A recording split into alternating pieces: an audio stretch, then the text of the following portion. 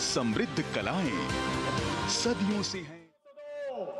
माननीय उप सभापति जी, क्वेश्चन और क्वेश्चन नंबर 121 श्री नीरज शेखर जी। प्रश्न संख्या 121। माननीय मंत्री जी। प्रश्न के सवाल जवाब का विवरण सदन के पटल पर रखा है। फर्स्ट सप्लीमेंट्री माननीय नीरज जी। माननीय उपसभापति जी, माननीय मंत्री जी का आभार व्यक्त करना चाहूँगा। बड़ा विस्तृत जवाब इन्होंने दिया है। प्रधानमंत्री आयुष्मान भारत योजना और राष्ट्रीय ग्रामीण स्वास्थ्य मिशन के तहत सरकार ग्रामीण क्षेत्रों में स्वास्थ्य सुविधाएं मुहैया करा रही है। NRHM के तहत सार्वजनिक स्वास्थ्य केंद्रों के माध्यम से लोगों को सुलभ और सस्ती गुणवत्तापूर्ण स्वास्थ्य सेवाएं राज्य सरकार दे रही है। मैं इसमें जिक्र करना चाहूँगा, हाल ही में उत्तर प्रदेश सरकार ने बलिया को एक मेडिकल कॉलेज दिया है। मैं माननीय मुख्यमंत्री जी का आभार भी व्यक्त करना चाहूँगा। मैं माननीय मंत्री जी से जानना चाहता हूँ कि जो आयुष्मान योजना, PM आयुष्मान योजना के कारण जो ग्रामीण क्षेत्रों में जिला चिकित्सालयों में जो पैसा जा रहा है, इससे क्या वहाँ पर जो बिस्तर हैं, जो बेड्स हैं, उसमें वृद्धि होगी और क्या वहाँ पर ऐसे इलाज जो गंभीर बीमारियाँ हैं जैसे कैंसर, उनका प्राथमिक इलाज या इलाज हो पाएगा? धन्यवाद। माननीय मंत्री। माननीय सभापति जी, सम्माननीय सदस्य ने जो पूछा कि आयुष्मान भारत की योजना से लगभग सभी हमारे सरकारी अस्पताल इन पैनलमेंट वहाँ पर किए जा चुके हैं और उनके माध्यम से जो भी पैसा हमारे सरकारी अस्पतालों में जाता है तो वो पैसों के माध्यम से उस हॉस्पिटल के इंफ्रास्ट्रक्चर बढ़ाने में, जैसे कि जहाँ पर जो भी कमी हो वो पूरी करने के लिए भी उनको सहूलत दी गई है और बहुत सारे हॉस्पिटल ने नए अलग अलग से इंस्ट्रूमेंट वहाँ पर खरीदे हैं और उनकी सुविधा और उनका अधिकार भी उनको दिया गया है। सेकंड सप्लीमेंट्री माननीय नीरज जी। माननीय मंत्री जी से मेरा दूसरा सप्लीमेंट्री प्रश्न ये है कि PM आयुष्मान योजना के कारण ग्रामीण क्षेत्रों में तो काफ़ी काम हो रहा है और काफ़ी सुविधाएं उपलब्ध की जा रही है, लेकिन विशेषकर पूर्वांचल, उत्तर प्रदेश के पूर्वांचल इलाके में BHU जैसा है जहां पर बहुत ज़्यादा मरीज आते हैं। ना केवल उत्तर प्रदेश पूर्वांचल के लोग बल्कि बिहार से भी लोग वहां आते हैं। जो PGI है लखनऊ में, वहां पर भी बहुत सारा लोग आते हैं पूरे उत्तर प्रदेश से इलाज कराने। 2 एम्स हैं उत्तर प्रदेश में, जहां पर मैं जानना चाहता हूं माननीय मंत्री जी से कि ऐसे इंस्टीट्यूशन को भी क्या PM आयुष्मान योजना से पैसा दिया जाता है, उपलब्ध कराया जाता है कि वहाँ और अच्छी स्वास्थ्य सुविधाएं दी जा सकें? सभापति महोदय, सम्माननीय सदस्य ने जो पूछा कि जैसे यह हॉस्पिटल है तो उसमें PM अभियान के माध्यम से उनको पूरी सुविधा देने के लिए, इंफ्रास्ट्रक्चर बढ़ाने के लिए भी निधि वहाँ से आवंटित किया जाता है और यहाँ पर जो भी उनसे डिमांड आती है या PM अभियान के माध्यम से अभी तक जो पैसा वहाँ पर दिया उत्तर प्रदेश में SGPGI Lucknow, AUM Aligarh, GMC Jhansi, Gorakhpur, Prayagraj, Meerut, Agra, Kanpur, Varanasi जैसे स्थानों पर PMSSY स्कीम के तहत सुपर स्पेशलिटी के में उन्नत किया गया है और PM अभियान के माध्यम से उत्तर प्रदेश को 400 करोड़ रुपए से ज़्यादा अनुमोदित किए गए। माननीय मंत्री जी, नड्डा जी कुछ कहना चाहते। ये जो माननीय सदस्य का प्रश्न है, हमारे साथी सम्माननीय Yadav ji minister of state ने बहुत विस्तृत रूप से जवाब दिया है, लेकिन मैं सदन के माध्यम से देश की जनता को भी अवगत कराना चाहता हूं और हमारे सभी सदस्यों को भी अवगत कराना चाहता हूं। जो इन्होंने इंफ्रास्ट्रक्चर की बात कही है, सबसे पहली बात तो ये है कि हम इनका नाम है नेशनल हेल्थ मिशन के तहत हम हेल्थ के को हम अफोर्डेबल, एक्सेसिबल और उसके साथ साथ इक्विटेबल बनाने के लिए हम क्वालिटी हेल्थ केयर देने का प्रयास NHM के माध्यम से कर रहे हैं और उसमें हम बहुत तरीके की सपोर्ट कर रहे हैं। टेक्निकल सपोर्ट भी कर रहे हैं, मैन पावर सपोर्ट भी कर रहे हैं, फाइनेंशियल सपोर्ट भी कर रहे हैं। और इसका जो माध्यम होता है उपसभापति जी, वो नीचे से उसकी प्रोग्रामिंग होती है। हमारे यहाँ एक PIP होता है, programme implementation plan implementation programme, कि हम अपना प्लान बनाएं कि मेरे आयुष्मान आरोग्य मंदिर में किस चीज़। और सेंट्रल यूनिवर्सिटी ऑफ पंजाब में राष्ट्रपति द्रौपदी मुर्मू इस वक्त संबोधित कर रही हैं, आइए आपको सुनवाते हैं। देवियों और स्वजनों, मुझे बताया गया है कि इस विश्वविद्यालय में सबसे बड़ी संख्या केरल के विद्यार्थियों की है तथा लगभग अन्य सभी राज्यों तथा संघ राज्य क्षेत्र में के विद्यार्थियों यहाँ शिक्षारत है। यहाँ के अध्यापक समुदाय में भी भारत की विविधता झलकती है। ये अखिल भारतीय प्रतिनिधित्व आपके संस्थान की सराहनीय विशेषता है। इस विश्वविद्यालय में छात्रों और छात्राओं की संख्या लगभग बराबर है। मुझे बताया गया है कि अनेक अन्य देशों के विद्यार्थियों भी यहाँ शिक्षा प्राप्त कर रहे हैं। ऐसे संस्थान हमारे देश की जीवंत और समृद्ध संस्कृति है, प्रतिनिधि संस्थान है। मैं आशा करती हूँ कि बठिंडा विश्वविद्यालय परिवार के सभी सदस्यों भारत की विविधता, एकता और उत्कृष्टता के प्रभावशाली उदाहरण प्रस्तुत करते रहेंगे। मुझे ये देखकर विशेष प्रसन्नता हुई है कि आज के पदक विजेताओं में बेटियों की संख्या लगभग 65% है, जहां 9 में से 8 बालिकाएं हैं। मैं इन होनहार बेटियों को फिर से बहुत बहुत बधाई देती हूँ। महिलाओं का विकास समाज के विकास का दर्पण है। शिक्षित महिलाएं सुदृढ़ समाज का निर्माण करती हैं। मुझे पूरा विश्वास है कि बेटियां विकसित भारत के निर्माण के हमारे सपने को सुंदर स्वरूप प्रदान करेंगे। देवियों और स्वजनों, ये हमारा सौभाग्य है कि हम सभी तलबंदी साबों में स्थापित तख्त श्री दमदमा साहिब के निकटवर्ती क्षेत्र में एकत्र हुए। इस प्रकार यहाँ विश्व के एक अत्यंत पवित्र तीर्थ स्थल की आध्यात्मिक ऊर्जा विद्यमान है। ये धरती कठिनतम संघर्षों के बीच वीरता और आध्यात्मिक स्थिरता के संगम की भूमि है। अपने विकट संघर्षों के दौरान गुरु गोविंद सिंह जी ने तख्त श्री दमदमा साहिब में कुछ समय बिताया था। उन्होंने 9वें गुरु साहिब तेग बहादुर जी की वाणी को गुरु ग्रंथ साहिब में संकलित करवाया था। इस क्षेत्र को गुरु गोविंद सिंह जी ने गुरु की काशी का पवित्र नाम दिया था। गुरुमत के दर्शन की शिक्षा में जुड़े ये पावन भूमि आप सबके उच्च शिक्षा प्राप्त करने की भूमि भी है। ये आप सभी विद्यार्थियों के लिए गौरव की बात है। सिख गुरु साहिबों के त्याग, बलिदान और उनकी शिक्षा से संचित इस पवित्र भूमि को मैं नमन करती हूँ। प्यारे विद्यार्थियों, मैं आपके लिए भविष्य में काम आने वाली कुछ बातें बताना चाहूँगी। आप 5 अच्छी बातों को अपने जीवन के हिस्सा बना लीजिए। ये 5 अच्छी बातें हैं: जिज्ञासा, मौलिकता, नैतिकता, दूरदर्शिता और सहजता।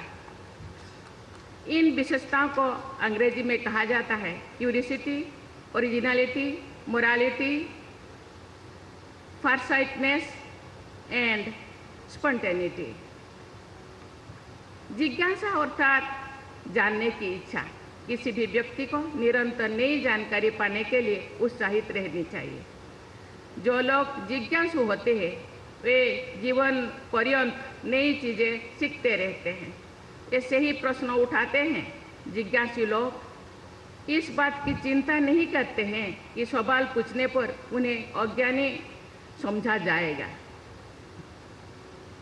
इस प्रसंग में पूर्व राष्ट्रपति भारत रत्न से सम्मानित आदरणीय डॉक्टर एपीजे अब्दुल कलाम जी साहब की जीवनी के एक उदाहरण में उल्लेख करना चाहूँगी। एक बार उनके विज्ञान के अध्यापक ने क्लासरूम में ब्लैक बोर्ड पर पक्षियों की उड़ान के विषय में समझाया था। टीचर के पूछने पर सभी बच्चे ने कहा कि वे विषय को समझ गए हैं। केवल कलाम साहब ने कहा था कि नहीं और समझे नहीं। असल में कोई भी बच्चा विषय को नहीं समझ पाए थे। कलाम साहब के अध्यापन ने नए सिरे से पूरे विषय को समुद्रों के किनारे लेकर बच्चों को समझाया है। उन्होंने उड़ते हुए पक्षियों को देखकर एरोडायनामिक के बेसिक कॉन्सेप्ट समझाए हैं। उन मूलभूत सिद्धांतों को समझने के बाद उत्साहित होकर कलाम साहब ने बचपन से ही अंतरिक्ष वैज्ञानिक बनाने के निर्णय लिया। बचपन की उस सहज जिज्ञासा के बल पर कलाम साहब ने इतिहास रचा और जीवन पर्यंत जिज्ञासु बने रहे। किसी भी विषय को ठीक से समझने के बाद आपका ये प्रयास होने चाहिए कि आप उस विषय में या किसी अन्य क्षेत्र में कुछ नहीं कर सके। यही मौलिकता की पहचान बनेगी। आपके मौलिकता आपको अपने कार्य क्षेत्र में अलग पहचान दिलाएगी। मौलिकता का एक प्रभावशाली उदाहरण आपके विश्वविद्यालय के प्रोफेसर राजकुमार जी ने प्रस्तुत किया है। उन्हें पिछले सप्ताह राष्ट्रपति भवन में आयोजित विजिटर्स कॉन्फ्रेंस के दौरान कैंसर के क्षेत्र में रिसर्च के लिए विजिटर्स अवार्ड प्रदान करने का अवसर मुझे मिला। मौलिकता पर आधारित ऐसी उपलब्धि से आप सभी को प्रेरणा लेनी चाहिए।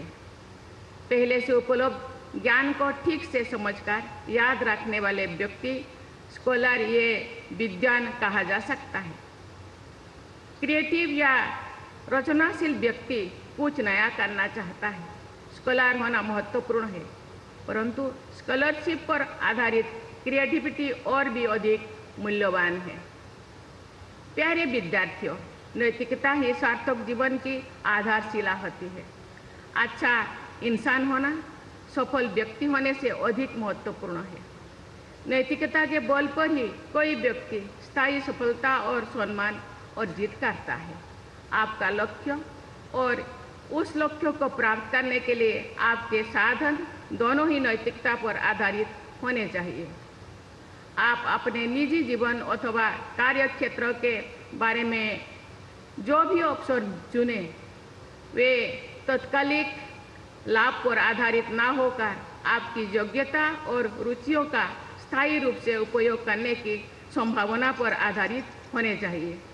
प्रायः टेक्नोलॉजी और कार्य क्षेत्र में हो रहे बदलाव की तेज गति पर जोर दिया जाता है और ये ठीक भी है, लेकिन इन बदलाव के बीच भी कुछ बातें स्थायी होती है। उदाहरण के लिए यदि कोई संस्थान या उद्यम नैतिक मूल्यों के लिए प्रसिद्ध है तो ऐसे संस्थान में अपेक्षाकृत कम वेतन पर काम करना आपके लिए बेहतर होगा। यदि कोई संस्थान लर्निंग ओरिएंटेड है तो वो संस्थान आपके भविष्य के लिए केवल प्रॉफिट ओरिएंटेड संस्थान से बेहतर होगा। प्यारे विद्यार्थियों, सहजता एक मूल्यवान गुण है। सहजता के कई आयाम हैं। आडंबर या दिखावा से बचना उसका एक आयाम है। कथनी और करनी में समानता सहजता का दूसरा आयाम है। अपनी जोड़ों से जुड़े रहना भी सहजता का बहुत महत्वपूर्ण आयाम है। अपने बचपन के परिवेश और संगी साथी, अपने स्कूल और कॉलेज, अपने बड़े बुजुर्गों तथा अध्यापक, अपने गांव, शहर, समाज, देश के साथ हमेशा लगाव बनाए रखना और उनके लिए कुछ ना कुछ योगदान देने की भावना से कार्य करना भी आपके जीवन का सहज और सार्थक बनाएगा। प्यारे विद्यार्थियों, मुझे ये जानकर प्रसन्नता हुई है कि आपके विश्वविद्यालय द्वारा जल संसाधन सहित पर्यावरण के अध्यापन को प्राथमिकता दी जा रही है। भारत के कृषि विकास में महत्वपूर्ण भूमिका निभाने वाले इस क्षेत्र में कृषि से जुड़े गंभीर अध्ययन यहाँ के लिए लोग कर रहे हैं। पंजाब से विदेश जाने वाले लोगों की संख्या यहाँ की कुल जनसंख्या की दृष्टि से अधिक रही है। यहाँ के उद्यमी लोगों ने देश विदेश में भारत का गौरव बढ़ाया है। साथ ही विदेश जाने वाले लोग आग्रहों को लेकर कुछ सामाजिक चुनौतियां भी प्रस्तुत होती है। इस विश्वविद्यालय में डायस्पोरा और माइग्रेशन विषय अध्ययन को प्राथमिकता देने की मैं सराहना करती हूँ। आप सबके शिक्षण और अनुसंधान को प्रोत्साहित करने तथा प्रासंगिक बनाने के प्रयासों के लिए मैं इस विश्वविद्यालय का chancellor, vice chancellor, faculty members तथा उनकी पूरी टीम की मैं बहुत बहुत सराहना करती हूँ। मुझे विश्वास है कि देश के विकास को समग्र योगदान देते हुए आप सभी युवा विद्यार्थी वर्ष 2047 के विकसित भारत का निर्माण भी करेंगे और उसे नेतृत्व भी प्रदान करेंगे। मैं आप सबके स्वर्णिम भविष्य की मंगल कामना करती हूँ। आपको बहुत बहुत धन्यवाद। जय हिंद, जय भारत।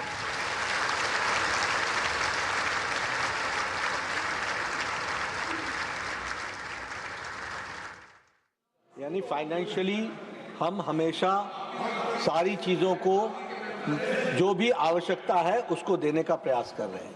और आप बड़े तजुर्बेकार हैं क्योंकि आपने मुख्यमंत्री के रूप में भी काम किया है, सारी चीज़ों को आप जानते हैं।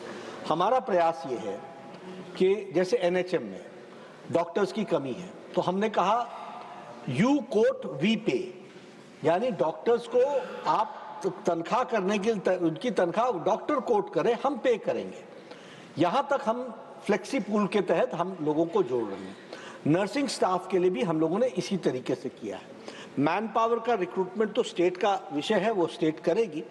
हमने एक काम और हम जिस ओर हम आगे बढ़ रहे हैं कि हम स्टेट की कैपेसिटी बिल्डिंग भी बढ़ाएं, क्योंकि बहुत सी चीज़ें ऐसी होती हैं कि हम फाइनेंशियली उनको दे देते हैं लेकिन जो एजेंसीज वो आगे इम्प्लीमेंट करते हैं, जैसे उन्होंने कहा कि प्राइमरी हेल्थ सर्विस में प्राइमरी हेल्थ सेंटर या आयुष्मान आरोग्य मंदिर, इनको अब हम लोग नेशनल क्वालिटी एश्योरेंस स्टैंडर्ड्स पर हम काम कर रहे हैं, एनक्वास पर काम कर रहे हैं, इनकी क्वालिटी को सुधार करने का काम कर रहे हैं। और उसके करने के लिए जो कैपेसिटी बिल्डिंग में भी अगर आवश्यकता हो तो वो कैपेसिटी बिल्डिंग भी हम कर रहे हैं। बहुत जल्द स्टेट की परफॉर्मेंस भी इम्प्रूव करेंगे और उनकी हम मॉनिटरिंग भी कर रहे हैं। इतना मैं जरूर। धन्यवाद। क्वेश्चन नंबर 122 माननीय श्री विवेक के तनख्वाह। प्लीज बैठकर कमेंट ना करें ना, not going on record. Sushmita ji please please place my question on the table of the माननीय मंत्री जी। First supplementary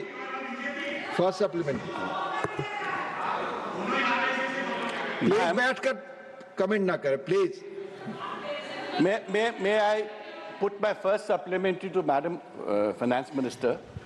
My issue is about inflation, especially impacting the middle class, which is virtually 40% of India. Indian middle class is sitting on a debt-fueled time bomb. And there are 4 indicators.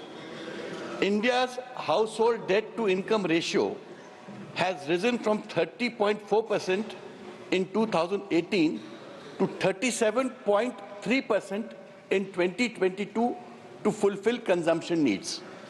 2, the household debt to GDP ratio has reached a record high of 40% in financial year 22-23, meaning 40% of income of a middle class individual is going towards repayment of debt. 3, every second Indian youth has taken personal loan before the age of 30 years, when every third youth in the age bracket is without a job. 4th, RBI data reveals a significant 71.3% rise in gold loans as distress lending peaks, adversely affecting women who constitute a large percentage of gold loan borrowers. Question, my please. question is, Yes. with these indicators, Yes.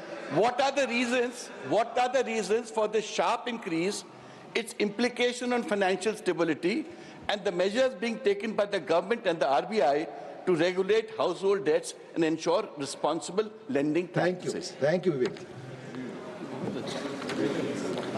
माननीय मंत्री। सभापति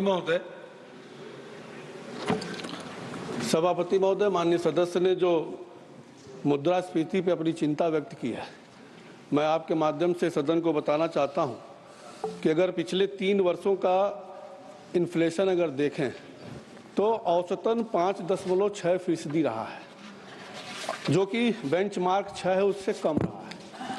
और अगर 24-25 का भी retail inflation देखें तो 4.9% रहा है। जहां तक अगर इन्फ्लेशन का सवाल है, अगर आप देखें तो इसके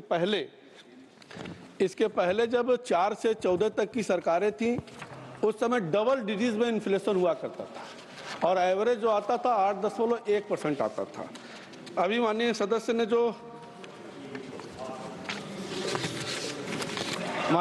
ने जो विषय रखा कि लोगों को नौकरी प्राप्त नहीं हो रहा, हालांकि ये विषय कहीं ना कहीं सांख्यिकी मंत्रालय और श्रम मंत्रालय का है, लेकिन मैं आपके माध्यम से सदस्य को बताना चाहता हूं कि NSO के सर्वे के अनुसार अगर फोर्स पार्टिसिपेशन देखें तो 60.1% रहा है और जो इस दौरान बेरोजगारी दर रही है वो 3.2% रही है।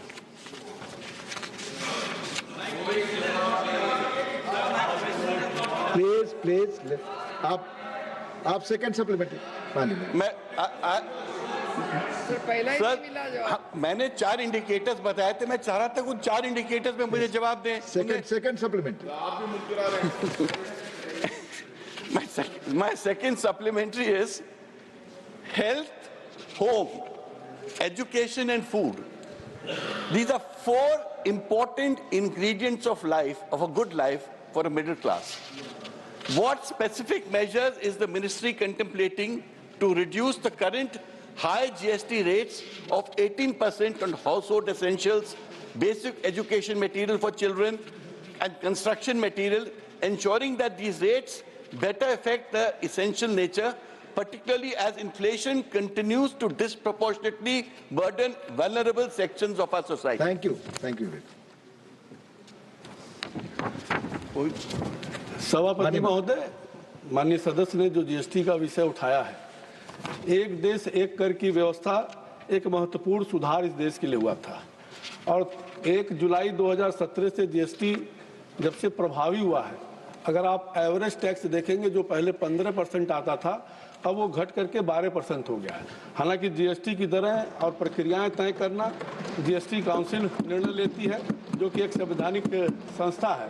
और जब मैं ये भी बताना चाहता हूँ, जिसमें कि केंद्र और राज्य दोनों के मेंबर उपस्थित रहते हैं, और मुझे ये भी बताते हुए प्रसन्नता हो रहा है कि जीएसटी काउंसिल कोऑपरेटिव फेडरेशन का एक बहुत ही महत्वपूर्ण उदाहरण है, जहां केंद्र और राज्य सरकार एक साथ मिलकर के बात करते हैं। जहां तक सदस्य ने कहा कि आवास और बाकी आम जनता की समस्या के लिए प्रधानमंत्री जी जो सबका साथ सबका विकास के आधार पर उन्होंने इस देश में कार्यक्रम चलाया है, अगर आप देखें, चाहे वो मकान हो, चाहे वो शौचालय हो, चाहे वो बिजली का कनेक्शन हो, चाहे वो पानी का कनेक्शन हो, चाहे गैस का सिलेंडर हो, किसान सम्मान निधि हो, ये सारी सुविधा कहीं ना कहीं आयुष्मान भारत के माध्यम से दवा की व्यवस्था, उन गरीबों की सभी चिंता भारत सरकार कर रही है। माननीय Dola Sen ji, please, third supplement. Thank you, Deputy Chairman, sir. Despite the RBI's inflation target of 4%, food inflation has remained consistently high, which is disproportionately impacting lower income households who are more than 70% of our population. What structural measures is the government implementing to ensure food price stability beyond short-term interventions like duty cuts? And through you, sir, I want to know from the Honorable Finance Minister that what is the update of revoking totally the GST from medical insurance, LIC and other insurance? One question, Thank please. you. Only one question, please. माननीय अध्यक्ष जी, मैं आपके माध्यम से पहले भी बताया कि जो हमारी मुद्रास्फीति है, अगर हाल में 25 में देखें तो 4.9% है, जो कि आरबीआई की जो आरबीआई द्वारा तय किया जाता है 4 ± 2, उससे कहीं ना कहीं नीचे ही रही है। जहाँ तक अगर देखें तो बीच बीच में मौसम और सप्लाई चेन के बाधा के कारण कभी कभी कुछ खाद्य पदार्थों की कीमतों में प्रभाव पड़ता है, लेकिन उसके लिए भी भारत सरकार लगातार कि आम गरीब के ऊपर बोझ ना पड़े, उस समय भी हमारी सरकार निगरानी रखती है और बफर स्टॉक बना करके हम रखते हैं। साथ में व्यापार नीतियों के माध्यम से उपलब्धता सुनिश्चित कराते हैं। साथ में जो स्टॉक सीमा का निर्धारण होता है कि उसकी ब्लैक मार्केटिंग ना हो, उसके निगाह रखा जाता है। चावल, गेहूं, दाल, चना, मसूर, मूंग आदि के भारत ब्रांड के माध्यम से सस्ते दामों पे लोगों के बीच में उपलब्ध कराया जाता है। जहां तक जीएसटी का सवाल माननीय सदस्य ने उठाया है, मैंने पहले बताया कि इसका निर्णय काउंसिल लेती है। धन्यवाद। Doctor Fauzia Khan. Thank you, sir. Sir, recent reports, including findings from the International Monetary Fund, indicate that declining unionization and stagnating real minimum wages are key factors driving rising income inequality in many economies, including India. Studies have shown that as the bargaining power of workers diminishes, wage growth fails to keep pace with productivity, leading to erosion in purchasing power. In view of the evidence that weakening union representation is a structural driver of inequality, what measures is the government considering to reinforce collective bargaining frameworks in sectors marked by pervasive wage stagnation? Thank you. Thank you.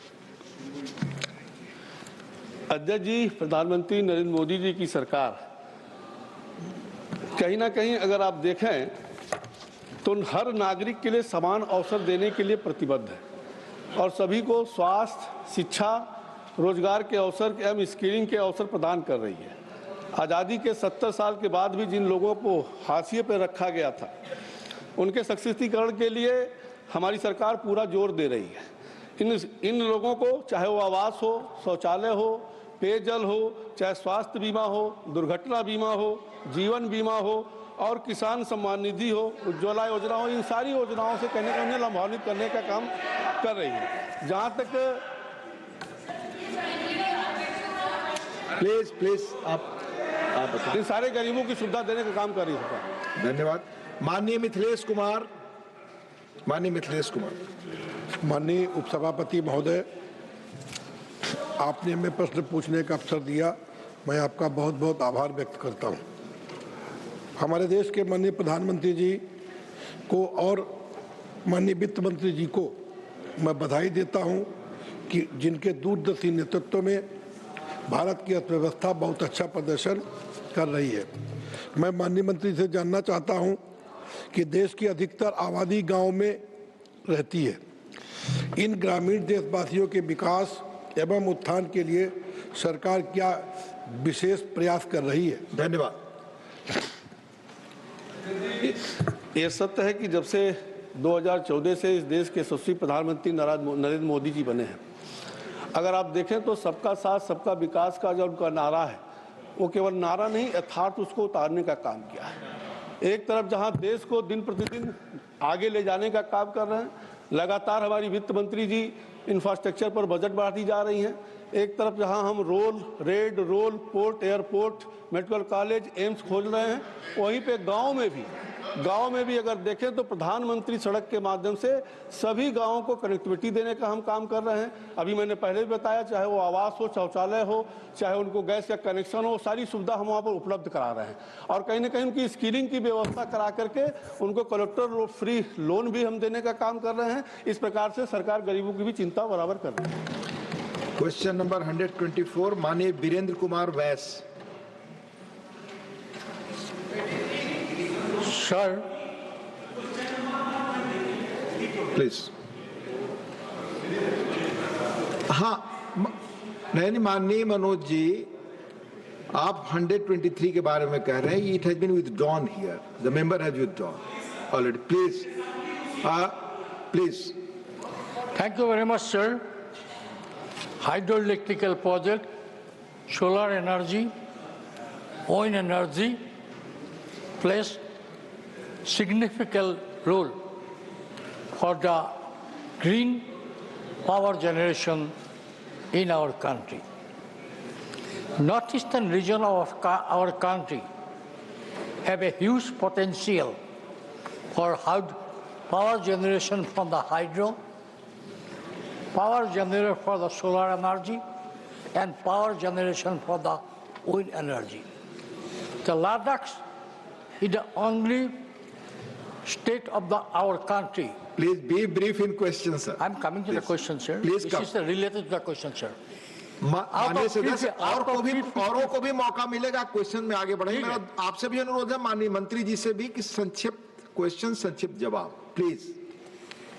Out of 365 days, there is a sunny days in Ladakh, 350 days. Arunachal Pradesh is a sun-rising state of our country. I want to know from the Honorable Minister, what is the total budgetary allocation is provided for renewable and new renewable energy in our country, and what percentage of money is allotted for the northeastern region, including Assam? Thank you. For renewable and new renewable. Thank you, Mani Virendra Prasad.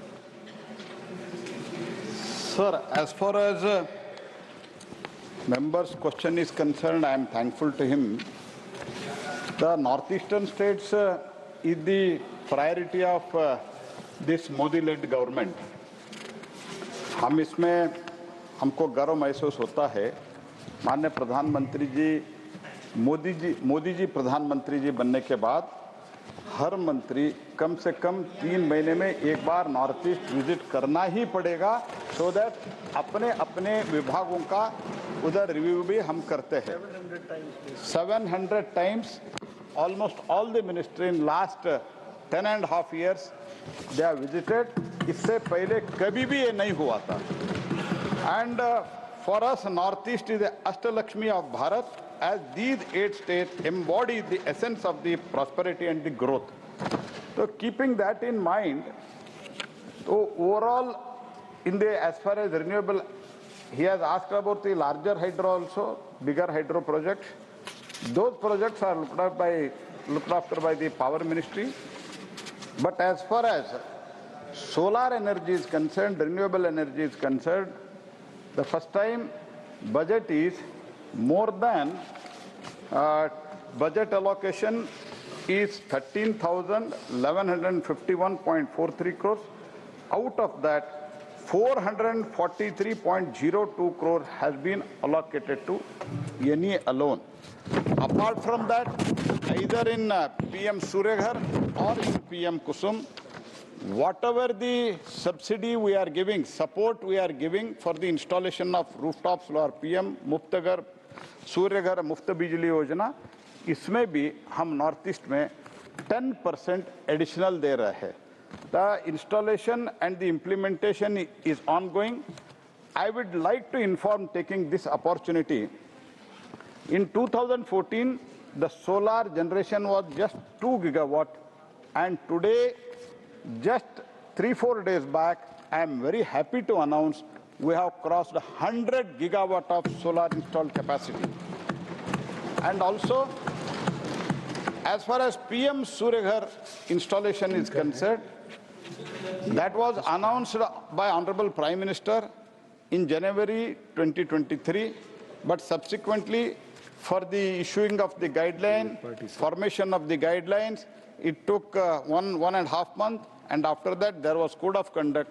Practically, we started it implementing in June, and within 6 to 7 months, we have crossed 10 lakh installations. That is the achievement under the Prime Minister Shri Modi. There also, as far as these two projects are concerned, we are providing more subsidy to the northeastern states. Second supplementary, Manya Virendra ji. Honorable Minister, sir, I am thankful to the Honorable Prime Minister for giving priority to the northeastern region, and I am thankful for the Minister to give him the elaborate answer. Sir, my question, we are very much concerned about the cost of production of per unit of power generation from solar and renewable energy, which compared with the developed country like Germany, our cost of production is very high, so it will be very difficult to compete the present structure. So I want to know what is the present structure, what is the present position, production cost of per unit of power generated from new and renewable energy, and what is the cost of production of the Germany, and what measures government is going to take to cut the cost of production to encourage the people in this line. Thank you. Sir, as far as renewable energy, that is energy by non-fossil fuel, I am very happy to announce one more thing. India, under the leadership of Prime Minister Shri Modi, in last 10 years, we are the third largest producer of the renewable energy in the entire world from the non-fossil fuel. And also the manufacturing of the modules, manufacturing of the cells, manufacturing of the vapors. Prime Minister has provided a PLI scheme in that, and also production. There was absolutely no production as far as the solar modules is concerned, just 2 gigawatt. Today we have crossed 70 gigawatt, and very shortly we are going to achieve 100 gigawatt. And in 2010 and 11, it was 18 rupees, and in 2011 it was 11 rupees per unit. Today, Madhya Pradesh recently has floated a bid, and it is finalized now. It is 2 rupees 18 paisa per unit as far as solar is concerned. 2 rupees 18 paisa. With battery storage, it may little increase, but with the utmost confidence at my command, मैं आपको ये बताना चाहता हूँ कि it will not cross in pan India more than 3.5 rupees per unit, including storage, battery storage capacity. So we are doing very well as far as renewable energy is concerned. After Honorable Prime Minister announced in COP26 our commitment for the 50% of the non-fossil fuel energy in 2030, 500 gigawatt generation by 2030, and net zero by 2070, whatever Prime Minister has announced recently, whatever Prime Minister has announced in COP, that has been strictly followed. And recently, the entire team of European Union had recently come. I gave them a presentation what has been achieved in the last 10 years, and they were just perplexed with the achievement of Honorable Prime Minister led this government. Thank you. Manya Susmita ji, Susmita Singh. Susmita ji. Solar energy is extremely important for the northeastern states or to our fragile ecology. Sir, what Mr. Bashar said, and I would like to reiterate that, the challenges we face, sir, in the northeastern states is being a land-intensive sector, and so many 6 scheduled areas in northeast, land becomes a problem. I'm sure Honorable Minister is aware. And the second thing is that because it is so remote, sir, that the output, that the cost becomes much higher. Add to that the problem of the low solar insolation. So all of these put together, sir, it becomes unviable for DISCOMs to actually buy the power from northeastern states. So I would like to ask the Honorable Minister that is there any way that you can encourage the DISCOMs to buy more power from the solar projects in the northeastern states? Thank you, Susmita Devi.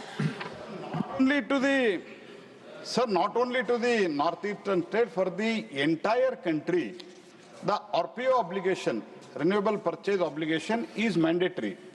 From 26, there is going to be penalty if they do not purchase the non-fossil energy from the non-fossil fuel, that is renewable energy. that is always there. It is not only for the Northeast, for the entire country it is there. But as far as the cost is concerned, the generation cost is, as I said, I would like to correct, I think I said 2.18. In Madhya Pradesh recently, it is 2.15 rupees per unit, 2.12 rupees 15 paisa per unit. That is the cost. Transmission and all such things applicable to the fossil fuel also.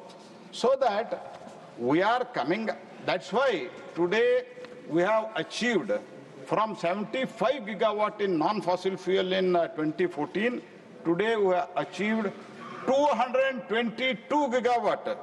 Totally, it was 250 gigawatt, the total installation capacity, including fossil and non-fossil.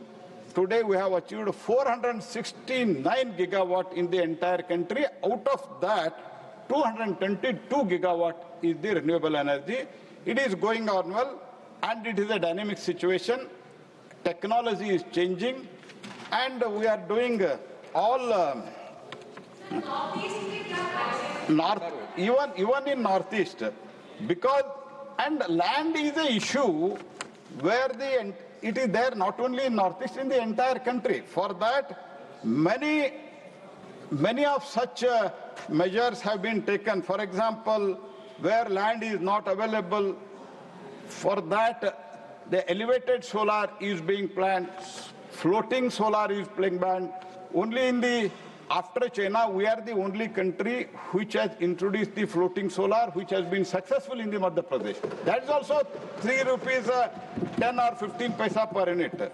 And small hydro and biomass-based co-generation, we are exploring in the Northeast region.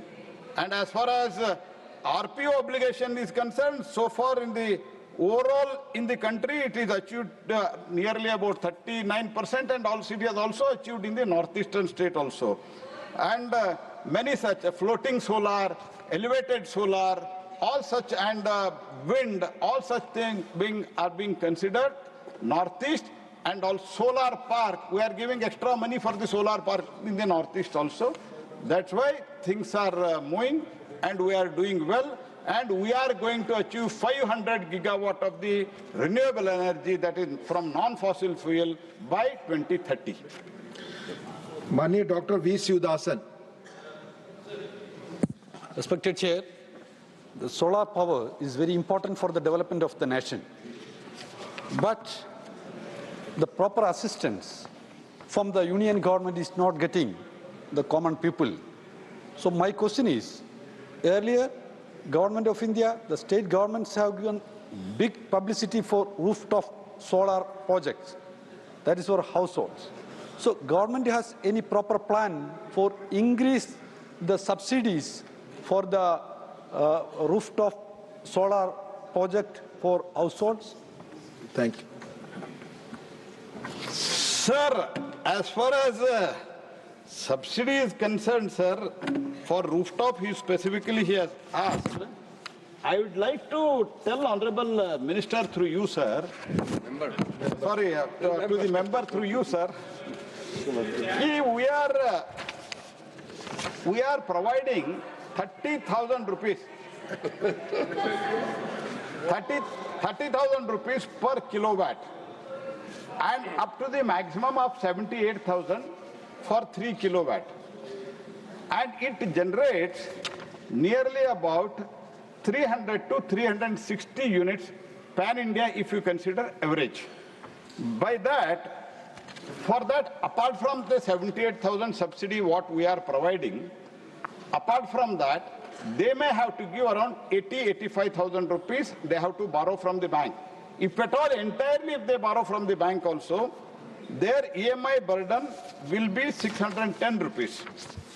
And electricity bill, which regularly they used to get pan-India, we have assessed it, calculated it, surveyed it. On that basis, it is 1,875 electric bill, otherwise what he gets. And 1,875 electricity bill will become zero. 50% of the installations have already become zero out of 10 lakhs. And minus 610, that is the EMI burden. means net monthly benefit of 1,265 rupees, net yearly monthly income. And net yearly income will be the 15,185. I am talking not zero bill, I am talking the income by which rooftop solar of Pradhan Mantri ने जो announce किया, प्रधानमंत्री सूर्य घर मुफ्त बिजली योजना में, इसमें जीरो बिल आएगा. उसके अलावा and we are guaranteeing, and I am also thankful to Honorable Finance Minister, the highest budget has been provided in this budget also. Let me complete. So what I would like to tell, we are offering free electricity for 25 years, not like other government like in Karnataka where they announced 200 units and not even providing 40-50 units. That is the situation in the Karnataka today. They are not able to provide. But we are providing 300 units for 25 years, and after 25 years, he is going to earn. The person who has the family who has installed, the household which has installed 3 kilowatt of the Pradhan Mantri Muft Surya Ghar Bijli Yojana, he will earn the 15 lakh fixed deposit if he every month if he deposit 1,265 in the bank. 15 lakh rupees he will earn at the end of the 25 years with the free electricity. This is what the sustainable model which as Prime Minister Modi has exhibited not only to our country and to the entire world. And even people from the outside, they are coming here and studying this Pradhan Mantri Muft Surya Ghar Bijli Yojana because it is the most successful and sustainable model, not only in the country, in the entire world. धन्यवाद. माननीय Shri Amarpal Maurya, last supplementary please. माननीय उपसभापति महोदय, माननीय प्रधानमंत्री जी ने प्रकृति केंद्रित विकास की अवधारणा को जो सुदूर किसान और गांव का गरीब है उनसे जोड़ने का जो उनका संकल्प लिया है, मैं इसके लिए माननीय प्रधानमंत्री जी को, माननीय मंत्री जी को धन्यवाद करना चाहता हूं. और माननीय मंत्री जी से मेरा सवाल है, अक्षय ऊर्जा के क्षेत्र में पिछले दशक में सरकार की क्या उपलब्धियां रही हैं एवं देश में रूफटॉप सोलर को बढ़ावा देने के लिए सरकार ने क्या उपाय किए हैं? धन्यवाद. Sir, I have already explained how we are providing in PM Kusum, that is for the farmers, and for the PM Surya Ghar Muft Bijli Yojana. There are 3 components in PM Kusum and PM Surya Ghar Muft Bijli Yojana, and every state, it is a demand driven. Some of the states, they are doing well, the people there, they are getting benefit, and many states, they are not performing. As far as, if I can quote the example of West Bengal, 25,000 people in West Bengal have applied for the rooftop solar under the PM Surya Ghar Muft Bijli Yojana, but sadly none of them have been received. They have been connected. They have been connected because ultimately the state government has to provide the net metering. They have to allow the connection through their respective DISCOM. If they do it, immediately, within 15 days, in beneficiary account, we will credit the subsidiary amount. Thank you. Now, question number 125, Srimati Sangeeta Yadav. माननीय मंत्री जी. First supplementary Sangeeta जी. माननीय उपसभापति जी, मैं माननीय मंत्री जी को धन्यवाद देती हूँ कि उन्होंने बड़ा विस्तृत आंसर दिया है, और माननीय मोदी जी को भी आभार प्रकट करती हूँ कि आयुष मंत्रालय के माध्यम से अच्छा काम हो रहा है. सवाल. लेकिन एक मेरा सवाल पहला सप्लीमेंट्री यही है कि जब आयुष में हम लोग किसी भी हॉस्पिटल में इलाज करवाने जा रहे हैं तो वहाँ दवाइयों का बड़ा संकट हो रहा है. डॉक्टर क्या करते हैं, उसमें एलोपैथी की दवा लिख देते हैं. तो मैं माननीय मंत्री से जानना चाह रही हूँ कि क्या जैसे हमारी एलोपैथिक जो दवाइयों के लिए जन औषधि केंद्र जगह जगह बने हुए हैं, ऐसी कोई योजना सरकार की है कि जी आयुष औषधि केंद्र भी जगह जगह खोले जाए? धन्यवाद. माननीय मंत्री. माननीय सभापति महोदय, ये बात सही है कि हमारे आयुष के ज़्यादातर डॉक्टर ग्रामीण क्षेत्रों में ही अपनी सेवाएं वहां पर देते हैं. और ग्रामीण क्षेत्रों में आयुष की सभी दवाइयाँ सभी जगह पर उतनी उपलब्ध अभी तक नहीं हो पा रही है कि जिससे कि मरीजों को वो दवा खरीदने में भी दिक्कतें आ रही है। लेकिन हमारा मंत्रालय हमारे आदरणीय प्रधानमंत्री नरेंद्र मोदी जी के मार्गदर्शन में आयुष के औषधियों की उपलब्धता सुलभता बढ़ाने और उन्हें किफायती बनाने के लिए निश्चित रूप से हम प्रतिबद्ध हैं। Second supplementary.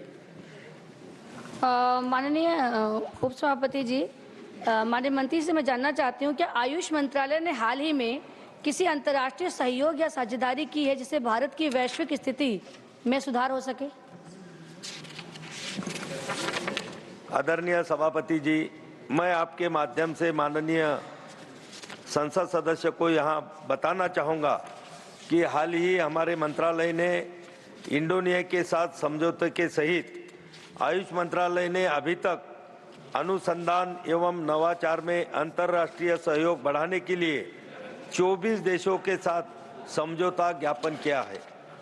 साथ ही साथ सहयोगात्मक अनुसंधान बढ़ाने के लिए संस्थान से संस्थान स्तर पर 51 समझौता ज्ञापन हमने किए गए हैं।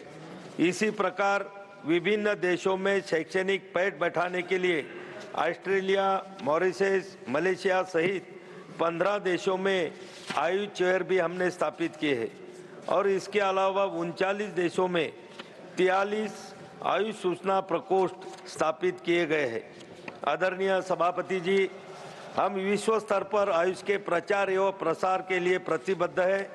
अवश्य ही हमारा आयुष मंत्रालय 2047 तक विकसित भारत के लक्ष्य को अपना योगदान देने के लिए पूरी तरह से तैयार है। WHO ने गुजरात के जामनगर में दुनिया का पहला एवं एकमात्र ग्लोबल ट्रेडिशनल मेडिसिन स्थापित किया है। आयुष मेडिकल वैल्यू ट्रैवल को बढ़ावा देने के लिए आयुष वीजा की भी हमने पहल की गई है। अंतर्राष्ट्रीय योग दिवस विश्व के 180 देशों से अधिक देशों में हर वर्ष मनाया जाता है। अभी उसको 10 साल पूरे हुए। अभी ये साल हम बड़ी तैयारी करके बड़े पैमाने पर योग दिवस मनाने का हमारा प्रोग्राम तय हो चुका है।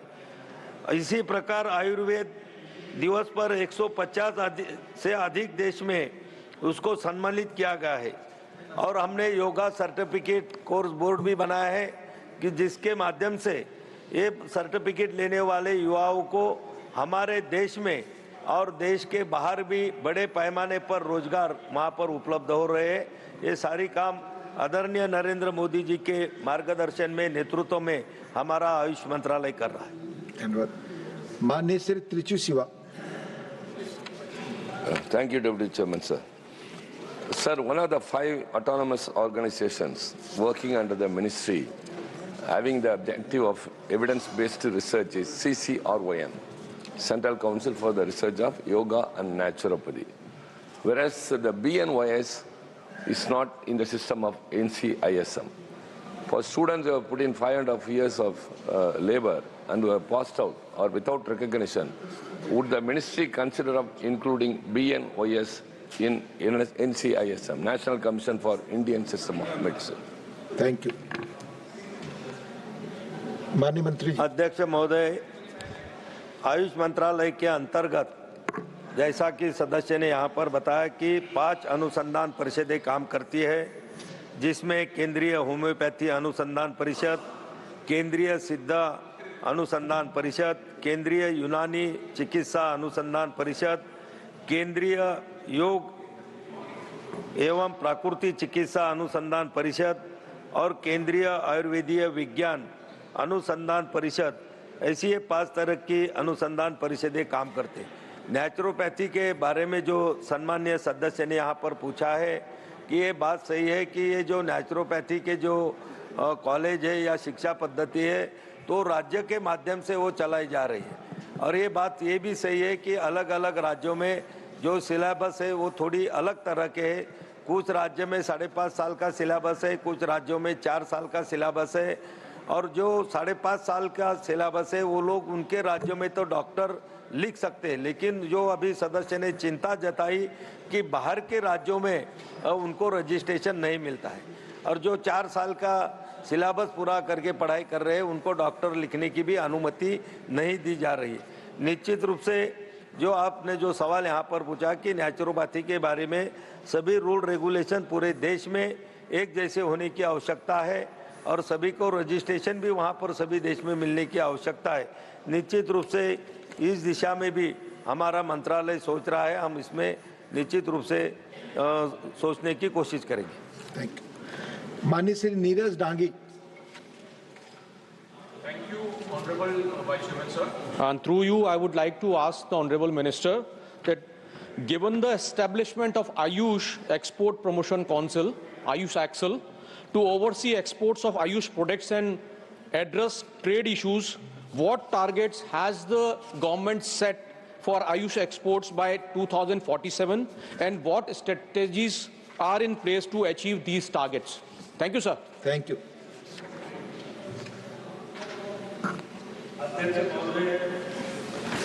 सदस्य ने जो अभी यहाँ पर पूछा नीचे, ये प्रश्न से संबंधित नहीं है। उनको अगर कोई इसके बारे में जानकारी चाहते हैं तो निश्चित रूप से वो मुझे मिले, मेरे मंत्रालय में मैं उसकी सभी जानकारी देने की कोशिश करूँ। धन्यवाद। माननीय दर्शना सिंह।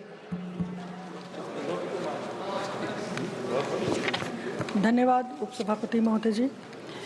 मैं आपके माध्यम से माननीय मंत्री जी से जानना चाहती हूं कि क्या आयुष के क्षेत्र में नवाचार और स्टार्टअप्स को प्रोत्साहित करने के लिए कोई विशेष नीति बनाई गई है? यदि हाँ, तो इसके परिणाम स्वरूप क्या उपलब्धियां हासिल हुई हैं? धन्यवाद। धन्यवाद। माननीय मंत्री। अध्यक्ष महोदय,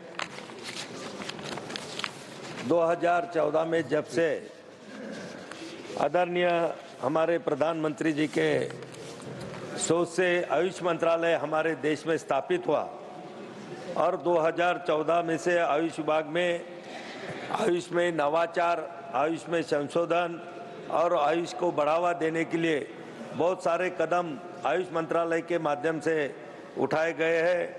माननीय सदस्यों को मैं बताना चाहूँगा कि वर्ष 2014 में आयुष विभाग के आयुष मंत्रालय में अपग्रेड होने के बाद से आयुष उद्योग ने बाजार के आकार में उल्लेखनीय वृद्धि यहाँ पर देखी गई है। 2014-15 में आयुष विनिर्माण उद्योग 21,697 करोड़ रुपए था और वर्ष 2020 के RIS के नवीनतम अध्ययन में आयुष विनिर्माण उद्योग का आकार 1,37,800 करोड़ रुपए तक पहुंच गया है, जो 7 वर्षों में 6 गुना से ज्यादा वृद्धि है। इसी तरह RIS के प्रारंभिक अध्ययन से पता चलता है कि आयुष सेवा क्षेत्र में 1,66,797 करोड़ रुपए का राजस्व भी आयुष के माध्यम से हमारे इसमें हमें मिल रहा है। तो निश्चित रूप से आयुष में नवाचार संशोधन को बढ़ावा देने के लिए सभी तरह के कदम हमारे मंत्रालय के माध्यम से उठाए जा रहे हैं। धन्यवाद। Now question number 126, honourable Shri A Rahim. Question number 126। माननीय मंत्री जी, कर सदन के पटल Harsh Malhotra ji, first supplementary. Sir, the answer is very evasive, sir. Sir, according to the answer given by the Honorable Minister, the 1,119 cases resolved under the IBC have led to a recovery of 3.58 lakh crore for creditors. But my question, this is the recovered amount. But my actual question was about the haircut amount. Sir, my question is, what is the total haircut amount in these accounts? I want to know particularly in this regard about the haircut amount. Thank you. माननीय मंत्री जी। आदरणीय उपसभापति महोदय, insolvency and bankruptcy code वो code है जिसको मोदी जी के vision से कंपनीज की रिवाइवल के लिए और देश की इकोनॉमी को आगे बढ़ाने के लिए इसको किया गया था, क्योंकि आपके उत्तर आपका उत्तर दे रहा हूं, ये जो प्रोसेस है ये रिकवरी मैकेनिज्म है, रिकवरी मैकेनिज्म नहीं है, ये बेसिकली रिजोल्यूशन मैकेनिज्म है और ये मार्केट ड्रिवन प्रोसेस है। जो उत्तर हमने सदन को दिया है वो 1119 कंपनीज का जिनका रिजोल्यूशन हुआ है। Question hour is over. Question hour is over now, please. Now we move to discussion on the working of the Ministry of Education. Mani Shri Digvijay Singh to raise the discussion on the working of the Ministry of Education.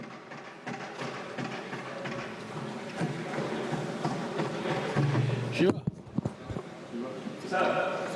Please, Mani Digvijay Singh, please. अब आपको बोलना। No sir, I am not given floor. आपको बोले नहीं तो दूसरे को मैं बुलाऊंगा। I am not. No. Please.